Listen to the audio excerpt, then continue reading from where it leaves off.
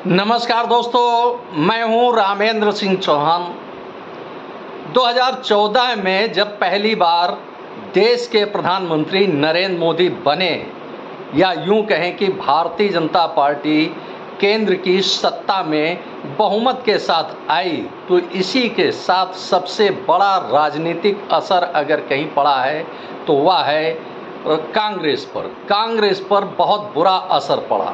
जी हाँ, कांग्रेस का ग्राफ 2014 के बाद, यानी कांग्रेस का राजनीतिक ग्राफ 2014 के बाद लगातार गिरता चला गया, या यूं कहें कि कांग्रेस का ग्राफ लगातार तेजी से कमज़ोर होता जा रहा है। अब बात करें 2019 में, तो 2019 के लोकसभा चुनाव में देश में लोकसभा की 543 सीटें हैं और 2019 के लोकसभा चुनाव में 225 लोकसभा यानी संसदीय क्षेत्रों में कांग्रेस और भारतीय जनता पार्टी के बीच में सीधा मुकाबला था, या यूं कहें कि कांटे की टक्कर थी। यह सीटें थी 225 के आसपास, और ख़ास बात यह है कि इनमें 200 से अधिक सीटों पर भारतीय जनता पार्टी ने अपनी जीत हासिल की, या यूं कह सकते हैं कि 225 में से 200 से अधिक सीटों पर भारतीय जनता पार्टी ने कब्जा किया। यूं भी कह सकते हैं कि 225 में से 200 से अधिक सीटों पर भारतीय जनता पार्टी ने 2019 में कब्जा किया। तो इसी के साथ 2019 पर ही गौर करें, तो जब भारतीय राजनीति में कांग्रेस कमज़ोर हुई तो वहीं क्षेत्रीय दलों का अपना बोलबाला बढ़ा। अब 2019 में भारतीय राजनीति में क्षेत्रीय दलों का बोलबाला बढ़ा, तो वहीं इसके बाद यानी 5 वर्षों की अवधि में अगर देखें तो क्षेत्रीय राजनीति पर जो संक्रमण काल चल रहा है, जो उनके अस्तित्व पर एक खतरा चल रहा है, वह बड़ा चौंकाने वाला है। और इससे एक बात साफ निकलकर सामने आती है कि 2024 के बाद क्या भारतीय राजनीति में क्षेत्रीय दलों का अस्तित्व समाप्त हो जाएगा, या यूं कहें कि क्षेत्रीय राजनीतिक दल चाहे वह कांग्रेस के अधीन हो जाएं या भारतीय जनता पार्टी के अधीन हो जाएं, यदि स्वतंत्र रूप से सामने रहते हैं तो उनके अस्तित्व के लिए क्या बड़ा खतरा साबित होगा 2024 के इस लोकसभा चुनाव के बाद। क्योंकि जिस तरह से देश के क्षेत्रीय राजनीतिक दलों का हाल देखने को मिल रहा है, उन पर कानूनी शिकंजे हैं, उससे ख़ास तौर से यही कहा जा सकता है कि देश की राजनीति में कहीं क्षेत्रीय राजनीतिक दलों का अस्तित्व न समाप्त हो जाए या उनका कोई नाम लेवा न रह जाए, ऐसा दिख रहा है। भारतीय राजनीति का एक बड़ा नाम है शरद पवार। शरद पवार कभी कांग्रेस के बड़े नेताओं में शुमार होते थे, लेकिन कांग्रेस में रहकर सोनिया गांधी के विदेशी मूल का मुद्दा उठाकर और राहुल गांधी के बचपने यानी उनके बचकानेपन को लेकर मुद्दा उठाकर शरद पवार ने कांग्रेस छोड़ दी थी और एनसीपी यानी राष्ट्रवादी कांग्रेस पार्टी का गठन किया था। लेकिन अब वही शरद पवार क्षेत्रीय राजनीतिक दलों के अस्तित्व को लेकर संशय में है, यानी उनकी आशंका है कि कहीं भविष्य में क्षेत्रीय राजनीतिक दलों का अस्तित्व न समाप्त हो जाए। इसके पीछे एक बड़ा कारण है कि शरद पवार जहां केंद्र की राजनीति में अपनी अहमियत रखते हैं, अहम शख्सियत हैं, तो वहीं महाराष्ट्र की राजनीति में भी शरद पवार का अपना एक छत्र राज्य था कभी।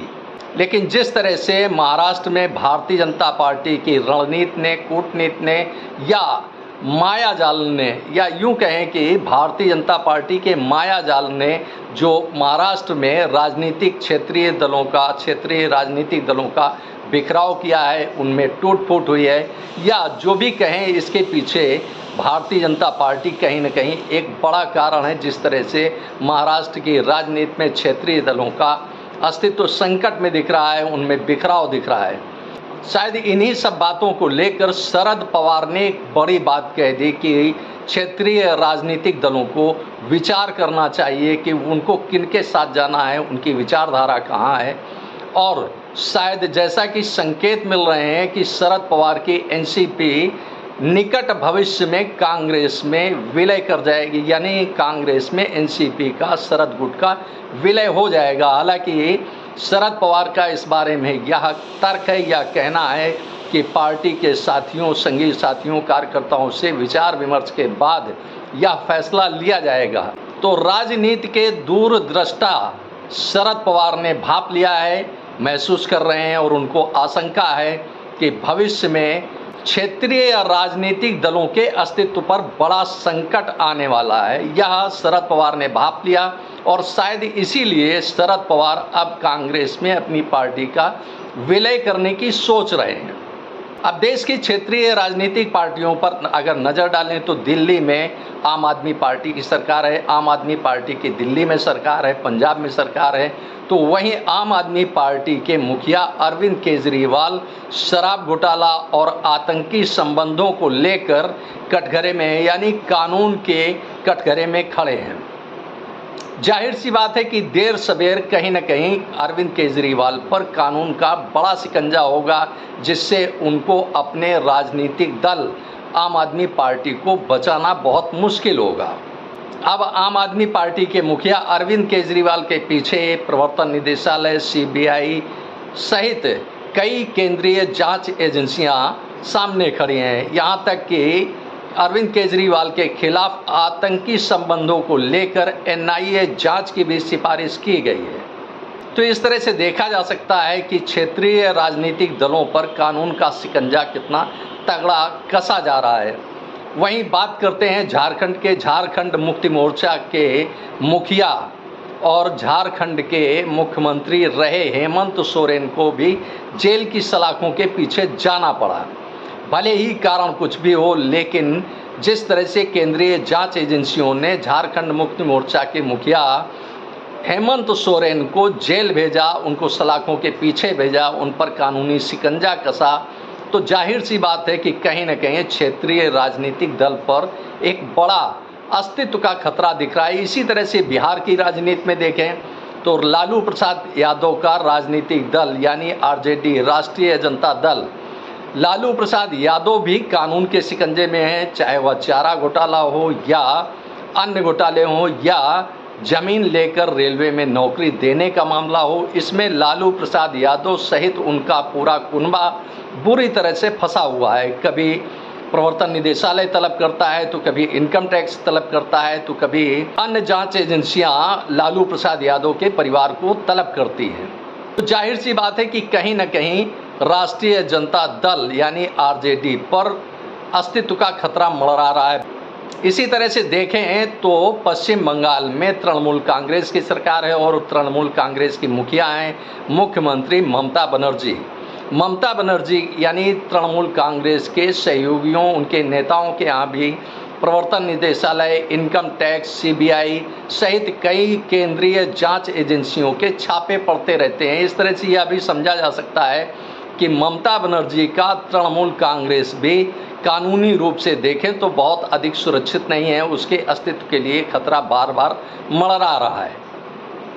पश्चिम बंगाल में लोकसभा की 42 लोकसभा की सीटें हैं। इनमें 2019 के लोकसभा चुनाव में 22 लोकसभा की सीटों पर तृणमूल कांग्रेस का कब्जा था, तो वहीं 18 सीटों पर भारतीय जनता पार्टी का कब्जा था, तो वहीं कांग्रेस ने 2 सीटों पर विजय हासिल की थी। इस तरह से देखें तो भारतीय जनता पार्टी पश्चिम बंगाल में कहीं से भी कमज़ोर नहीं है। तो जिस तरह से तृणमूल कांग्रेस और ममता बनर्जी और उनके पार्टी के मुखिया कानून के शिकंजे में हैं, तो कहीं न कहीं तृणमूल कांग्रेस के अस्तित्व पर भी एक बड़ा खतरा मंडरा रहा है। भले ही यह खतरा अभी साफ तौर पर न दिख रहा हो, लेकिन जिस तरह से क्षेत्रीय राजनीतिक दलों पर कानून के शिकंजे कसे जा रहे हैं, वह कहीं न कहीं उनके अस्तित्व के लिए एक बड़ा खतरा है। इसी तरह से बात करते हैं देश के सबसे बड़े सूबे उत्तर प्रदेश के। उत्तर प्रदेश में लोकसभा की 80 सीटें हैं और क्षेत्रीय राजनीतिक दलों में देखें तो समाजवादी पार्टी उत्तर प्रदेश का सबसे बड़ा क्षेत्रीय राजनीतिक दल है और क्षेत्रीय राजनीतिक दल समाजवादी पार्टी के मुखिया हैं अखिलेश यादव। अखिलेश यादव उत्तर प्रदेश के पूर्व मुख्यमंत्री भी हैं। खनन घोटाला सहित कई मामले अखिलेश यादव के खिलाफ भी सीबीआई में चल रहे हैं। सीबीआई अखिलेश यादव यानी समाजवादी पार्टी के मुखिया और उत्तर प्रदेश के पूर्व मुख्यमंत्री अखिलेश यादव को सीबीआई कई बार तलब कर चुकी है, लेकिन अभी तक अखिलेश यादव सीबीआई के सामने नहीं गए हैं। तो जाहिर सी बात है कि कहीं ना कहीं क्षेत्रीय राजनीतिक दलों में जो खतरा मंडरा रहा है उसमें समाजवादी पार्टी भी एक राजनीतिक दल है। तो इस तरह से देखें तो समाजवादी पार्टी हो या तृणमूल कांग्रेस हो या झारखंड मुक्ति मोर्चा हो या एनसीपी हो महाराष्ट्र की, इन सभी पर कहीं ना कहीं राजनीतिक खतरे मंडरा रहे हैं। अभी हाल में ही एनसीपी नेता शरद पवार के पोते और उनके चीनी मिल पर एक बड़ी कार्रवाई हुई, चीनी मिल को जब्त कर लिया गया। इस तरह से कानूनी कार्रवाई की जा रही है। शायद इसी कार्रवाई से घबरा कर अब शरद पवार कांग्रेस में अपनी पार्टी का विलय करने जा रहे हैं, क्योंकि यदि विपक्षी दल यानी कांग्रेस सहयोगी राजनीतिक दलों के साथ मजबूत होता है तो निश्चित रूप से भारतीय जनता पार्टी को कड़ी टक्कर देने में समर्थ होगा। अब बात चाहे तमिलनाडु के डीएमके की हो या उड़ीसा के बीजू जनता दल की हो, सभी क्षेत्रीय राजनीतिक दलों के सामने कहीं न कहीं अस्तित्व के लिए बड़ा खतरा मंडरा रहा है। और शायद यही सोच समझकर शरद पवार की एक बड़ी टिप्पणी सामने आई है, जिस टिप्पणी का निहितार्थ यह है कि शरद पवार निकट भविष्य में अपनी पार्टी एनसीपी का कांग्रेस में विलय कर सकते हैं। अब 2024 का यह लोकसभा चुनाव क्षेत्रीय राजनीतिक दलों के लिए करो या मरो की स्थिति में है। यदि क्षेत्रीय राजनीतिक दल अपना अस्तित्व बचा ले जाते हैं तो उनके लिए यह बड़ी बात होगी। यदि अपना अस्तित्व नहीं बचा पाते हैं तो निश्चित रूप से कानून के शिकंजे में कहीं न कहीं वह फंसकर अपने अस्तित्व को खो बैठेंगे। ऐसी आशंका और ऐसी संभावना दिख रही है राजनीतिक क्षेत्रों में। अब क्षेत्रीय राजनीतिक दल का अस्तित्व खतरे में किस प्रकार पड़ता है इसको भी समझ लेते हैं। जब क्षेत्रीय राजनीतिक दलों के राजनेता, उनके मुखिया या पार्टी के कद्दावर नेता जेल की सलाखों के पीछे जाते हैं, जैसा कि आम आदमी पार्टी के मुखिया और दिल्ली के मुख्यमंत्री अरविंद केजरीवाल जेल गए, उनकी पार्टी के नेता और दिल्ली के पूर्व उप मुख्यमंत्री मनीष सिसोदिया जेल गए, सत्येंद्र जैन जो दिल्ली सरकार में मंत्री थे वह जेल गए। इसी तरह से आम आदमी पार्टी के सांसद संजय सिंह जेल गए। तो जब पार्टी के बड़े बड़े नेता जेल की सलाखों के पीछे होंगे तो उन पार्टियों पर राजनीतिक अस्तित्व का खतरा अवश्य आएगा। इसी तरह से झारखंड के पूर्व मुख्यमंत्री हेमंत सोरेन अभी भी जेल में हैं। तो इन हालातों को देखकर एक बड़ा सवाल उठता है कि क्या भविष्य में भारत से क्षेत्रीय राजनीतिक दलों का अस्तित्व समाप्त हो जाएगा, यह एक बड़ा सवाल उठता है। और इसी के साथ एक बड़ा सवाल उठता है कि सभी भ्रष्टाचारी क्या केवल विपक्ष में ही हैं, यानी कांग्रेस में है, झारखंड मुक्ति मोर्चा में है, आम आदमी पार्टी में है। सवाल उठता है कि क्या सारे भ्रष्टाचारी केवल विपक्ष में हैं। आपने इस वीडियो को देखा, आपको यह वीडियो कैसा लगा कमेंट बॉक्स में हमें अवश्य बताएं। वीडियो को शेयर करें। यदि आप हमारे चैनल पर नए हैं तो हमारे चैनल को सब्सक्राइब करें, जिससे आने वाले वीडियो, आने वाले नोटिफिकेशन आपको मिल सकें।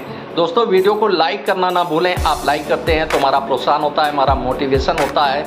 आपने वीडियो को देखा, आपका बहुत बहुत धन्यवाद। Thank you. जय हिंद, जय भारत।